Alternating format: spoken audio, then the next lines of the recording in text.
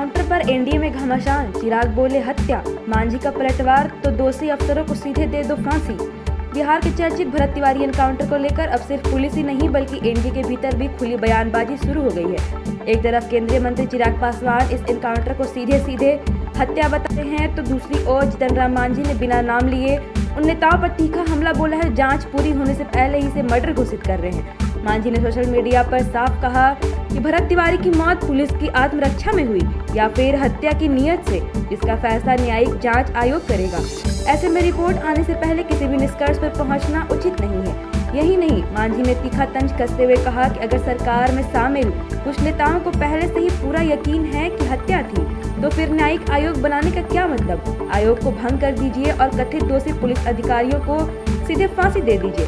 राजनीतिक गलियारों में इसे चिराग पासवान पर सीधा नहीं लेकिन बिना नाम वाला हमला माना जा रहा है। दरअसल कुछ घंटे पहले ही चिराग पासवान भोजपुर के बिलौटी गांव पहुंचे थे, जहां उन्होंने भरत तिवारी के परिजनों से मुलाकात की। मीडिया से बातचीत में चिराग ने कहा कि यदि कोई व्यक्ति सरेंडर कर रहा था तो पुलिस उसे गोली नहीं मार सकती थी। उनके मुताबिक उसे गिरफ्तार कर कानून के तहत कार्रवाई की जानी चाहिए थी। उन्होंने यह भी दावा किया कि इस मामले में दर्ज एफआईआर के आधार पर दोषी पुलिसकर्मियों की गिरफ्तारी होगी और वह खुद मुख्यमंत्री से इसे मुद्दे पर बात करेंगे।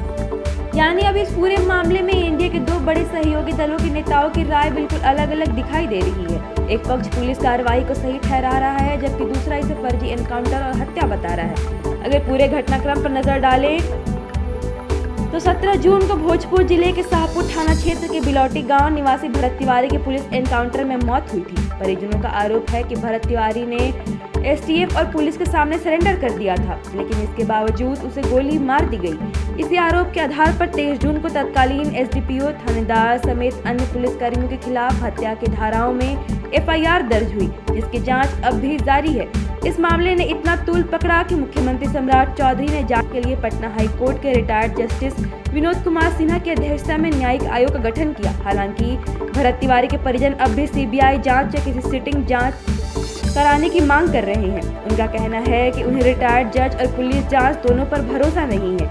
अब दिलचस्प बात यह है कि विपक्ष के साथ साथ सत्ता पक्ष के कई नेता भी इस एनकाउंटर पर सवाल उठा चुके हैं। भाजपा, जेडीयू और अब लोजपा रामविलास के बाद मामला एनडीए के भीतर भी मतभेद की तस्वीर पकड़ रहा है। वहीं जीतन राम मांझी लगातार पुलिस के पक्ष में खड़े हैं और पहले भी कह चुके हैं कि यदि कोई अपराधी पुलिस पर गोली चलाएगा तो उसे पुलिस आत्मरक्षा में कार्रवाई करेगी। सबसे बड़ा सवाल यह है कि क्या न्यायिक आयोग की रिपोर्ट इस विवाद पर विराम लगाएगी। क्या भरत तिवारी एनकाउंटर बिहार की राजनीति में आने वाले दिनों में और बड़ा सियासी मुद्दा बनने वाला है।